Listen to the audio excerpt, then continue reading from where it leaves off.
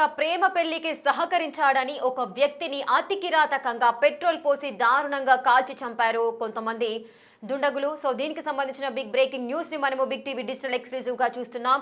రంగారెడ్డి జిల్లా షాద్ నగర్ లో ఈ ఘటన చోటు చేసుకుంది. అసలు ఆ వ్యక్తి ఎవరు, చంపిన వాళ్ళు ఎందుకు చంపాల్సి వచ్చింది, ప్రేమ పెళ్లికి సహకరించాడనే కారణంతో రాజశేఖర్ అనే వ్యక్తిని అతి కిరాతకంగా చంపారు. ఆ వధువు ఎవరైతే ఉందో ఆ అమ్మాయికి సంబంధించిన బంధువులు. సో దీనికి సంబంధించిన న్యూస్ ని మనం చూస్తున్నాం. రంగారెడ్డి జిల్లా షాద్ నగర్ మండలం ఎల్లంపల్లిలో ఈ ఘటన అయితే చోటు చేసుకుంది. భవానీని ప్రేమించి పెళ్లి చేసుకున్నాడు చంద్రశేఖర్. అటు చంద్రశేఖర్ అదేవిధంగా రాజశేఖర్ ఇద్దరు కూడా అన్నదమ్ములని తెలుస్తోంది. సో తమ్ముడు ఎవరైతే ఉన్నారో ఆ చంద్రశేఖర్ పెళ్లికి రాజశేఖర్ సహకరించాడు అనే కోపం పెంచుకున్నారు ఆ పెళ్లి కూతురికి సంబంధించిన బంధువులు. 10 రోజుల కిందట ఊరు నుంచి ఆ ప్రేమ జంట అయితే వెళ్ళిపోయింది. అటు చంద్రశేఖర్ అదేవిధంగా చంద్రశేఖర్ని ప్రేమించిన అమ్మాయి. సో వారిద్దరు కూడా 10 రోజుల కిందట ఊరు విదిలి బయటకు వెళ్ళిపోయారు. చంద్రశేఖర్ పెళ్లికి అన్న రాజశేఖర్ సహకరించాడు అని కక్ష పెంచుకున్నారు ఆ వధువుకు సంబంధించిన బంధువులు. 4 రోజుల కిందట మాట్లాడుకుందామని చంద్రశేఖర్ని కాకుండా రాజశేఖర్ ఎవరైతే ఉన్నారో ఆ రాజశేఖర్ని గ్రామ శివారు ప్రాంతానికైతే తీసుకువెళ్లారు 4 వ్యక్తులు. అంటే వధువుకు సంబంధించిన బంధువులు ఉన్నారో ఆ బంధువులలో 4 వ్యక్తులు రాజశేఖర్ను గ్రామ శివారు ప్రాంతానికి తీసుకెళ్లారు. నీతో కాస్త మాట్లాడాలి, ఒకసారి బయటికి రా అంటూ కూడా ఏదైతే ప్రదేశం ఉందో అనివార్య ప్రదేశం దగ్గర ఎవరూ లేని చోటికి ఆ వ్యక్తిని తీసుకొని వెళ్ళడం జరిగింది. అక్కడే ఆ 4 వ్యక్తులు కూడా రాజశేఖర్ను తీవ్రంగా కొట్టి చంపారు. కార్లో డెడ్ బాడీని తీసుకెళ్లి పెట్రోల్ పోసి తగులబెట్టారు. షాద్ నగర్ పోలీసులకు రాజశేఖర్ ఫ్యామిలీ అయితే రాజశేఖర్ కనిపించట్లేదు అని ఫిర్యాదు చేశారు. సో ఈ నేపథ్యంలోనే పోలీసులు అయితే ఆ ఫిర్యాదును నమోదు చేసుకుని దర్యాప్తు అయితే చేస్తున్నారు. అటు యువతి తండ్రితో పాటు మరికొంతమందిపై కూడా పోలీసులు ఫైల్ చేసినట్టుగా కేసు అయితే ఫైల్ చేసినట్టుగా సమాచారం అందుతోంది. అసలు రాజశేఖర్ చేసిన తప్పేంటి, తన తమ్ముడు అదేవిధంగా తమ్ముడిని ప్రేమించిన అమ్మాయి ఎవరైతే ఉందో వారిద్దరు కూడా ఒకరిను అంటే ఒకరు ఇష్టపడ్డారు. సో ఈ కులాంతర వివాహమే అతని హత్యకు దారి తీసింది అని చెప్పుకోవచ్చు. కులాంతర వివాహము ఒక వ్యక్తి ప్రాణాన్ని తీసేసింది. రంగారెడ్డి జిల్లాలో ఈ విషాదం చోటు చేసుకుంది. కులాంతర వివాహానికి సహకరించాడు తన అన్న ఎవరైతే రాజశేఖర్ ఉన్నాడో ఆ రాజశేఖర్ వల్లనే తమ కూతురు అదేవిధంగా చంద్రశేఖర్ ఇరువురు కూడా ఊరు వదిలి పారిపోయారు. ఈయన వల్లనే అది జరిగింది అంటూ కూడా కక్ష పెంచుకున్నారు రాజశేఖర్ పైన. ఇక ఆ బంధువులు ఎవరైతే ఉన్నారో 4 వ్యక్తులు రాజశేఖర్ని ఊరి శివార్లలోకి తీసుకువెళ్లడము, నీతో మాట్లాడాలి బయటికి రా అంటూ కూడా అతన్ని గ్రామ శివారు ప్రాంతాలకు తీసుకువెళ్లి అతన్ని తీవ్రంగా కొట్టి చంపారు. ఎవరికి అనుమానం రాకుండా కారులో డెడ్ బాడీని తీసుకెళ్లి అక్కడ పెట్రోల్ పోసి తగలబెట్టిన పరిస్థితి నెలకొంది. సో ఈ విషయము రాజశేఖర్ కుటుంబీకులంతా కూడా రాజశేఖర్ కనిపించట్లేదు, అసలు ఏం జరిగింది అన్న కోణంలో పోలీసులకైతే ఫిర్యాదు చేశారు. ఆ విధంగా ఈ ఘటన అయితే వెలుగులోకి వచ్చినట్టుగా సమాచారం అయితే అందుతోంది. అసలు ఏం జరిగింది, ఈ హత్య ఎప్పుడు జరిగింది, మెయిన్ రీజన్స్ ఏంటి అంటే కేవలం కులాంతర వివాహానికి సహకరించాడు అనే కారణంతోనే రాజశేఖర్ను వధువు తరఫున బంధువులు ఎవరైతే ఉన్నారో వారు ఈ విధంగా కొట్టి చంపారా, ఇంకేదైనా కారణాలు ఉన్నాయా, ఎప్పుడు జరిగింది ఈ హత్య, దీనికి సంబంధించిన పూర్తి డీటెయిల్స్ మా ప్రతినిధి అందిస్తారు. ఎస్ దేవిక, అసలు ఏం జరిగింది, రాజశేఖర్ని హతమార్చడానికి గల కారణాలేంటి, మొత్తం 4 వ్యక్తులు రాజశేఖర్ను హత్య చేశారని చెబుతున్నారు. కులాంతర వివాహం ఈ హత్యకు కారణంగా భావించవచ్చా?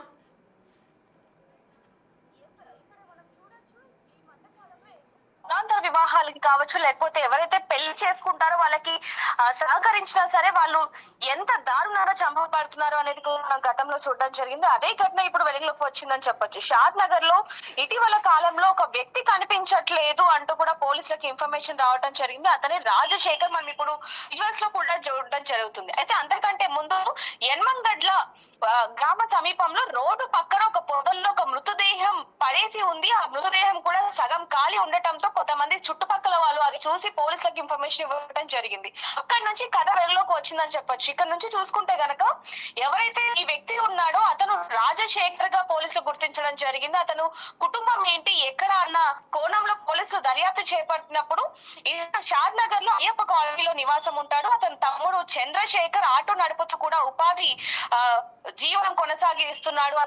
చంద్రశేఖర్ అంటే రాజశేఖర్ తమ్ముడు చంద్రశేఖర్ ఒక యువతితో ప్రేమ కొన్నేళ్లుగా వ్యవహారం ఉన్న ఏదేమైనప్పటికీ కూడా ఈ నెల 8వ తేదీన చంద్రశేఖర్ తాను ప్రేమిస్తున్న అమ్మాయితో కలిసి ఇంట్లో నుంచి వెళ్లిపోయి వివాహం చేసుకున్నాడు.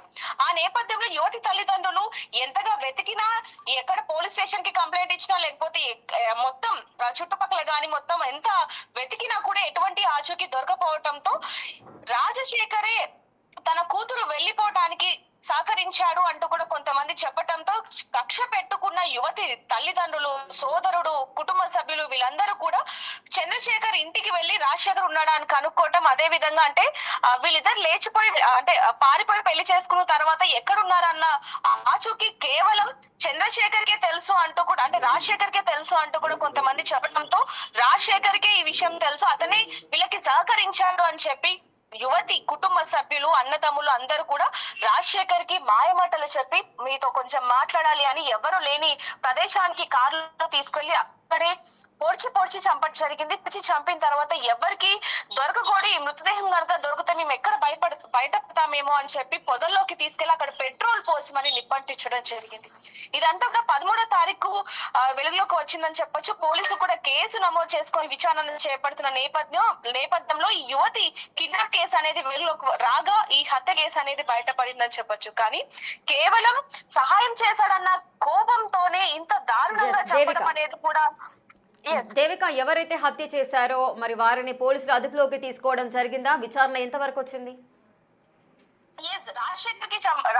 రాజశేఖర్ ని చంపడానికి గల కారణం కూడా కేవలం సహకరించాడు అన్న కోపంతోనే ఎవరైతే యువతి కుటుంబ సభ్యులు ఉన్నారో వాళ్ళే ఈ హత్యకి గల కారణం అనేది కూడా పోలీసులు నిర్ధారించడం జరిగింది.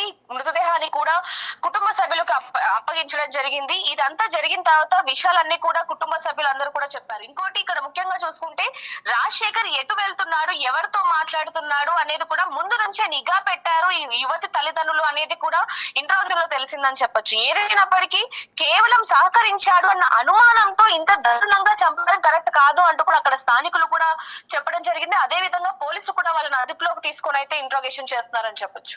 Right, thank you Devika, thanks for the details. Right, ఇక ప్రేమ పెళ్లికి సహకరించాడు అనే కోపంతో చంద్రశేఖర్ యొక్క అన్న ఎవరైతే ఉన్నారో ఆ రాజశేఖర్ పైన కక్ష పెంచుకున్నారు వధువుకు సంబంధించిన బంధువులు. అందులో 4 వ్యక్తులు మాట్లాడుకుందాము రమ్మంటూ కూడా రాజశేఖర్ని పిలవడము అదేవిధంగా గ్రామ శివారు ప్రాంతాలకి అతన్ని తీసుకువెళ్లి తీవ్రంగా కొట్టి అక్కడే చంపి ఎవరికి అనుమానం రాకుండా డెడ్ బాడీని దూర ప్రాంతానికి తీసుకెళ్లడము, పెట్రోల్ పోసి తగలబెట్టారు. సో ఇంతటి కిరాతకమైన హత్యకు పాల్పడ్డారు ఆ బంధువులు. సో దీనికి సంబంధించి పోలీసులు అయితే విచారణ అయితే కొనసాగిస్తున్నారు. మరి ఆ ఫ్యామిలీకి సంబంధించి కూడా కుటుంబ సభ్యులు ఎంతో ఆవేదనతో రోధిస్తున్న తీరు కూడా ప్రతి ఒక్కరిని కలిచివేస్తోంది. కేవలం కులాంతర వివాహానికి సహకరించాడు అనే కారణంతో ఒక వ్యక్తిని ఈ విధంగా చంపడం ఎంతవరకు న్యాయం అంటూ కూడా పలువురు విమర్శిస్తున్న తీరు కూడా మనం చూడొచ్చు. ఇక మీరు బిగ్ టీవీ స్క్రీన్ పైన చూడొచ్చు. చంద్రశేఖర్ అదేవిధంగా అతను ప్రేమించిన అమ్మాయి ఎవరైతే ఉన్నారో ఆ ఇద్దరు కూడా 10 రోజుల క్రితము ఊరు వదిలి పారిపోయారు. అదేవిధంగా పారిపోయిన తర్వాత వారు ప్రేమ పెళ్లి అయితే చేసుకున్నారు. దీనికి సహకరించాడు చంద్రశేఖర్ యొక్క అన్న రాజశేఖర్. ఆ రాజశేఖర్ ఈ విధంగా పెళ్లికి సహకరించాడు అనే కోపం పెంచుకున్నారు వధువుకు సంబంధించిన బంధువులు, తల్లిదండ్రులు. ఆ నేపథ్యంలోనే అప్పటి నుంచి అంటే 10 రోజుల నుంచి కూడా రాజశేఖర్ పైన ఒక కన్ను వేసి నిఘా పెట్టిన పరిస్థితులు నెలకొన్నాయి. అతను ఎక్కడికి వెళ్తున్నాడు, ఎవరితో మాట్లాడుతున్నాడు, ఎప్పుడు ఒంటరిగా దొరుకుతాడు, అసలు ఇతన్ని ఏ విధంగా మనం హత్య చేయాలి అనే పక్కా ప్లాన్తో వాళ్ళు సిద్ధమైనట్లుగా తెలుస్తోంది. ఆ నేపథ్యంలోనే 4 రోజుల కిందట మాట్లాడుకుందాం రా అంటూ కూడా గ్రామ శివారు ప్రాంతాలలోకి అతన్ని తీసుకువెళ్లడము, అక్కడికి అతన్ని పిలిపించడము, అక్కడే తీవ్రంగా అతన్ని కొట్టి హతమార్చడం జరిగింది. ఇక ఎవరికి అనుమానం రాకుండా అక్కడి నుంచి డెడ్ బాడీని తీసుకెళ్లి పెట్రోల్ పోసి తగలబెట్టారు. సో గుర్తు తెలియని మృతదేహం కింద మొదటగా పోలీసులు కేసు నమోదు చేశారు. అక్కడున్న గ్రామస్తులు ఆ మృతదేహాన్ని చూడటము, పోలీసులకు ఫిర్యాదు చేయడం జరిగింది. ఆ తర్వాత రాజశేఖర్ కుటుంబ సభ్యులు రాజశేఖర్ కనిపించట్లేదు అంటూ కూడా పోలీసులకు ఫిర్యాదు చేసిన నేపథ్యంలో ఈ 2 కేసులను కూడా టాలీ చేసి అసలు ఆ డెడ్ బాడీ ఎవరిది అన్న కోణంలో విచారించినప్పుడు రాజశేఖర్దే ఆ మృతదేహం అంటూ కూడా కన్ఫర్మ్ అయింది. చంపిన వాళ్ళు కూడా వధువుకు సంబంధించిన బంధువులే అంటూ కూడా క్లారిటీనిచ్చారు పోలీసులు. ఇప్పుడు విచారణ అయితే కొనసాగుతోంది. రాజశేఖర్ కుటుంబ సభ్యుల రోదన కూడా మిన్నంటుతుంది. అసలు వాళ్ళు ఏమన్నారు ఒకసారి చూద్దాం. మన కొడుకుని చంపేసిండ్రు. నా చిన్న కొడుకు వేరే ఇంటర్ క్యాస్ట్ అమ్మాయిని ప్రేమించిండు అని చెప్పి వాడిని పోయిన నెల 9వ తారీఖు నాడు ఇష్టం వచ్చినట్టు వెంబడించి వాని దోస్తులతోటి కాగల వెంకటేష్ ఆయన బామ్మర్దులు వాళ్ళు ఎవరెవరో కలిసి ఇష్టం వచ్చినట్టు కొట్టి కరిగట్లు వేసి కొట్టిండ్రు. ఇక ఆ రోజు ఏజ్ లేదని ఆయన పిల్లని దాపెట్టుకున్నాడు.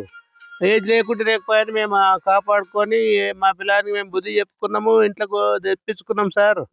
ఇక తర్వాత ఏం చేసిండ్రు, మళ్ళీ ఆ పిల్ల ఊకే ఫోన్లు చేసి మళ్ళీ పిల్లగాడిని పిలిపించుకొని మళ్ళీ దెంకపోయినాక వాళ్ళు ఏడన్నా మళ్ళా నిజామాబాద్ అక్కడ పోయి పోలీసులు పోయి రిపోర్ట్ చేసి వాళ్ళు పెళ్లి చేసిండ్రు పోలీసు వాళ్ళు.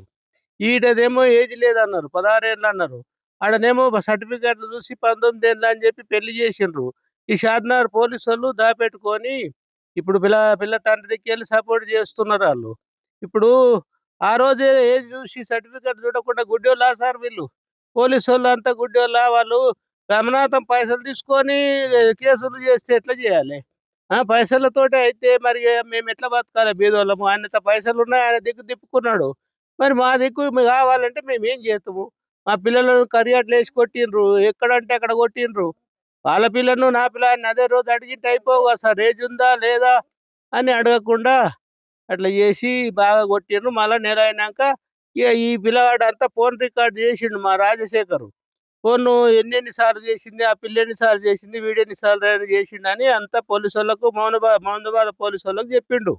చెప్పినాక నువ్వు హుషారున్నావు అని చెప్పి వాని మీద పగబట్టి ఆ రోజు నా జగదీష్ అనే నడిపి కొడుకును ఇంకో కొడుకు రాజశేఖర్ ఇద్దరిని దొరకపోయి రోజు నైట్ అంతా పోలీస్ స్టేషన్ నుంచి కొట్టిండ్రు.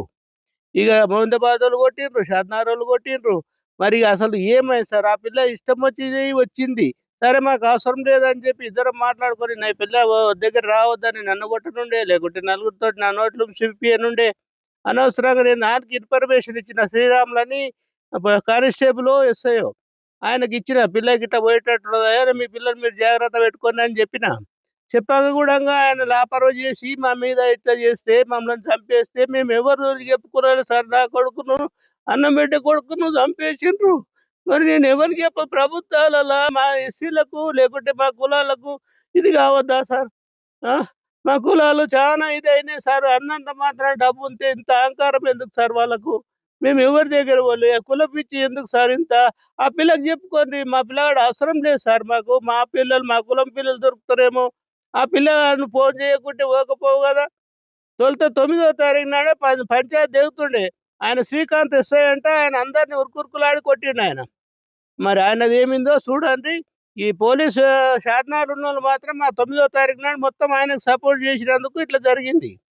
దయచేసి చర్య తీసుకొని మా పిల్లగానికి ఎట్లా జరిగిందో అట్లా వానికి కూడా జరగదు సార్. వెంకటేష్ అనేటోడు వాడు మంత్రాలు చేసి ఇంతకుముందు కాంప్లైంట్ ఎస్సీ యాక్ట్ కింద బుక్ చేయమంటే బుక్ చేస్తలేరు.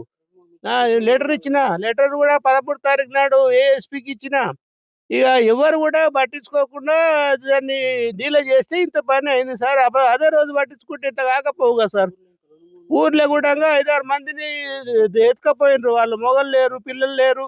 వాళ్ళు 5-6 మంది లేరు ఊళ్ళో. ఎక్కడ మాయం చేస్తున్నారో అర్థమైతలేదు. మీరు వెరిఫై చేయండి, ఎవరెవరింటి కాడ ఎవరు లేరో ఎవరున్నారో మొత్తము వెతకండి. అటు ఇంకా ఎంతమందికి జరుగుతున్నదా? చిన్న ఊరే కానీ 5-6 మంది మిస్ అయ్యారు సార్. చాలా మిస్సింగ్లో ఉన్నారు. మరి ఎవడు చేస్తున్నాడు ఏందో, మీరు పెద్ద పెద్ద లెవెల్లో చేస్తారో ఏడ చేస్తారో మీ దయ సార్. మాకైతే న్యాయం చేయండి. నా కొడుకును, చేతికి వచ్చిన కొడుకును చంపిండ్రు సార్. చంపి కాల్చి. నా పేరు శివప్రసాద్, ఇల్లంపల్లి గ్రామం. ఇట్లా మా చిన్న తమ్ముడు చంద్రశేఖర్ అని చెప్పి పేరు. ఆయన ఇదే ఊరికి కావలి వెంకటేష్ అంటే ఆయన్ను బిడ్డను లవ్ చేసి అది చేసిండు. ఆయనకు సపోర్ట్ చేస్తుందని చెప్పి మా రాజశేఖర్ అంటే ఆయన ఇప్పుడు చనిపోయిన ఆయన సపోర్ట్ చేస్తుందని చెప్పి పోయిన నెల 9వ తారీఖు కేసు పెట్టేసి చేసేది షాద్నగర్ పిఎస్లో. ఇక ఆ నుంచి వాళ్ళ పోలీసు వాళ్ళకు మొత్తం కావలి వెంకటేష్ ఏమైతే చేసిండో వాళ్ళు మొత్తం కావలి వెంకటేష్ సైడే మాట్లాడేది చేసిండు. నాకేం సపోర్ట్ చేయలేదు, ఏం చేయలేదు. సరే అని చెప్పి ఆ పిల్ల అక్కడ ఉంది, ఆ పిల్ల మేజర్ కాదు మైనర్ అని చెప్పి అది చేసి మాట్లాడి అక్కడి నుంచి అక్కడనే చేసుకొని తీసుకొని పోయారు. మేము అది చేసుకొని సపోర్ట్ చేయకుండా మా అంతలో మేము వచ్చినాము, వాళ్ళతో వాళ్ళు వెళ్ళిపోయారు. సరే అని చెప్పి ఊకున్నాక సరే అని చెప్పి ఆ పిల్లని వాళ్ళు తీసుకొని పోయారు. చేసుకొని మా అంతలో మేము అది చేసుకొని ఉన్నాము. ఇక అంతా అయిపోయినాక సరే అని చెప్పినాక మళ్ళీ కరెక్ట్ పోయిన నెల 9వ తారీఖు నుంచి మళ్ళీ నెల 9వ తారీఖు 8వ తారీఖు మళ్ళీ సేమ్ అదే రిపీట్ అయ్యి ఆ పిల్ల మళ్ళీ ఫోన్ చేసి మా తమ్ముడు, చిన్న తమ్ముడు మా అంతకు ఉన్నాడు. మళ్ళీ ఆ పిల్ల ఫోన్ చేసి నువ్వు వస్తావా లేదా, లేకపోతే నేను చచ్చిపోతా అని చెప్పి అని అది చేసి పోయేటప్పుడు ఈయన అదే మా తమ్ముడు కొంచెం సపోర్ట్ చేసిన అని చెప్పి ఏదో సీసీ ఫుటేజ్ ఏదో నువ్వు చూసి అది చేసి ఇంతకుముందు కూడా నువ్వు సపోర్ట్ చేసావు కాబట్టి అని చెప్పి రాజశేఖర్ తీసుకుపోయి కావలి వెంకటేష్ బుధవారం రోజు నైట్ 11 రాత్రి అది చేసుకుని కార్లో సిఐ సాబ్ పిలుస్తుండు రా అంటని చెప్పి నేను కానిస్టేబుల్ అని చెప్పి డోర్ కొట్టి ఆ కార్లు ఎక్కించుకొని పోయిండు. ఆ ఊరికి ఏ ఊరికి సంబంధించిన ఆయన శ్రీకాంత్ అంటే ఆయన ఈయన ఇల్లు అని చెప్పి ఇల్లు దగ్గర నుండి మరీ చూపించి ఆ కార్లు ఉన్న వాళ్ళు ఎవరెవరో 5 మంది చేసుకొని 5-6 మంది ఉన్నారంట. ఆయన కార్ దిగినంబడే మా రాజశేఖర్ని కార్లు ఎక్కించుకొని పోయారంట. ఆ నుంచి కార్లు ఎక్కించుకొని ఎక్కడ కార్లు డైవర్ట్ చేసిరో కార్ డైవర్ట్ చేసి అది చేసుకొని తీసుకొని పోయారు. రాజశేఖర్ షాద్నగర్ అయ్యప్ప కాలనీలో చేసుకొని ఉంటాడు. ఆయన భార్య ఆయన ఇద్దరు కలిసి డోర్ కొట్టి బయటికి తీసుకొని పోయి చెయ్యి పట్టి తమ్ముడిని ఆయన భార్యని ఇద్దరిని గుంజుకోవడానికి అని చెప్పి తీసుకొని పోయారు. ఈ కార్లు చేసుకొని పోయినాక శ్రీకాంత్ అంటే ఆయన బయటికి నెట్టేసి ఆయన మాత్రం కార్లు ఎక్కించుకొని పోయి రాయకల్ టోల్గేట్ కాడ ఫోన్ పడేసిరంట. ఆడిన పోలీసు వాళ్ళకి మేము అప్పటికి కంప్లైంట్ ఇచ్చి భార్యతో కంప్లైంట్ ఇప్పించినాం. మేము కూడా ఫోన్ చేసినాం పిఎస్కి 100కి ఫోన్ చేసినాం 112కి ఫోన్ చేసినాం. ఆ నుంచి మిస్సింగ్ అయినట్టు కేసు పెట్టి చేసినాం. ఆ రోజు నైట్ నుంచి లేడు. ఇక తెల్లారి మాకు 2-3 రోజుల తర్వాత ఇన్ఫర్మేషన్ ఏంటంటే నైట్ నిన్న ఇట్లా బాడీ ఉంది గుర్తుపట్టిన అని చెప్పి మామూలు అది చేసి పిలిపించి మామూలు ఆడికి గవర్నమెంట్ హాస్పిటల్ కాడికి పిలిపించి అది చేసారు. మేమేం పోలేదు. మా చెల్లెలు రాజు భార్య మాత్రం రాజశేఖర్ భార్య ఇద్దరు పోయి అది చేసి గుర్తుపట్టి ఆయన అని చెప్పి అన్నారు. ఇక మేము ఇంకా అయితే ఇప్పటికైతే ఇంకా బాడీ చూడలేదు. ఇప్పుడు పోలీసు వాళ్ళు వచ్చి తీసుకొని పోతామని చెప్పి నైట్ వచ్చి మమ్మల్ని ఇంటికాడ దింపేసి వెళ్ళిపోయారు. మా చెల్లెల వాళ్ళని మా రాజు చనిపోయిన భార్యని ఇక మేము అది చేసుకొని మధ్యలోకించి పోదామని చెప్పి అనుకుంటే ఆ మార్చి బంద్ చేసారు. ఇప్పుడు మాటలు చూడనికి వీలు కాదని చెప్పి మమ్మల్ని వెనక మళ్ళీ ఇచ్చి అది చేసారు. ఇక మేము వెనక మళ్ళీ వచ్చినాము. ఇప్పుడు పోలీసు వాళ్ళు వచ్చి మమ్మల్ని తీసుకుపోయి మళ్ళీ మా మార్చరీ ఆడికి తీసుకుపోయి పోస్ట్మార్టం చేసి ఇది చేసి పంపిస్తామని చెప్పి బాడీ కలెక్ట్ చేసుకుపోండి అని చెప్పి అన్నారు. చంద్రశేఖర్ ఏం పని చేసేవాడు? చంద్రశేఖర్ ఆటో నడిపించేటోడు సార్. ఆయన ఈయన చనిపోయినా రాజశేఖర్ మెడికల్ లో పనిచేస్తుంది తిరుమల ఏజెన్సీ షాద్నగర్ లో.